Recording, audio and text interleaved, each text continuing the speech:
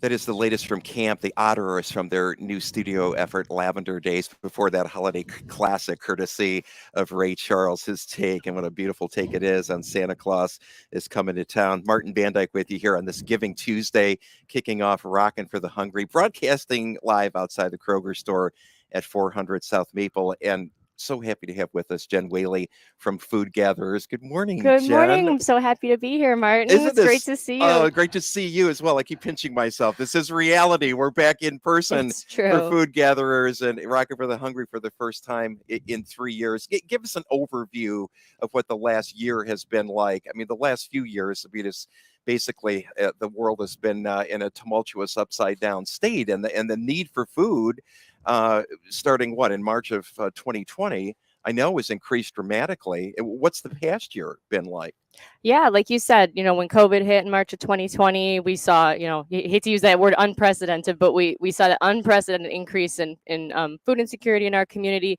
And obviously, it's been a roller coaster. It was this perfect storm of, there was food supply shortages, there was an increased need, there was, a lack of volunteer support, due to people isolating. So the last few years have been pretty incredible. And then just as we sort of felt like the community was coming out of it, obviously, we all know that inflation, hit us really hard earlier this year, and that has created a new perfect storm. So, now we have, increased food costs are obviously making life much more difficult for folks who were already struggling. So we're seeing those increases again.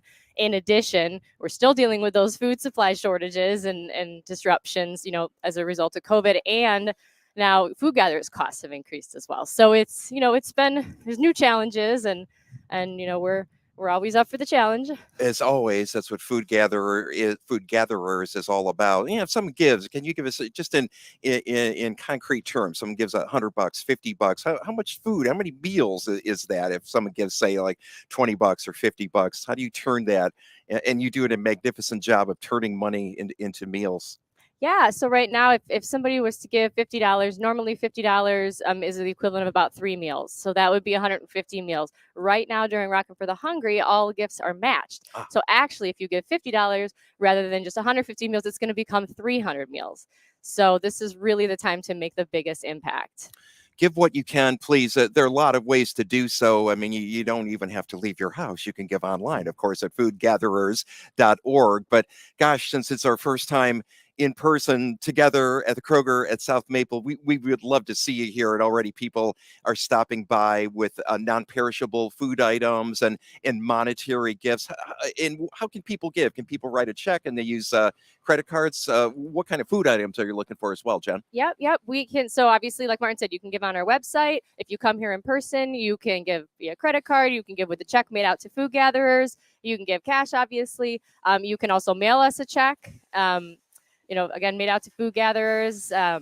There's all kinds of ways. We have the auction, which I'm sure Martin's going to talk about. Yes. We'll have a Facebook fundraiser going on. So there's just a whole bunch of different ways to support. And as far as food, obviously we are happy to accept any non-perishable food donations. We are always looking for things like high protein items, so soups and stews and canned meals like that.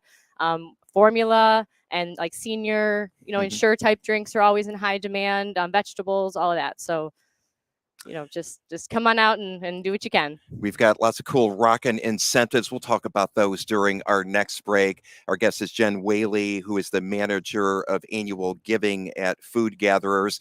Let's go back to the studio for a look at traffic with Scott Vertical, and then we will keep rocking for the hungry with Joe P. And also on the way, the latest from Phoenix on Ann Arbor's 107.1.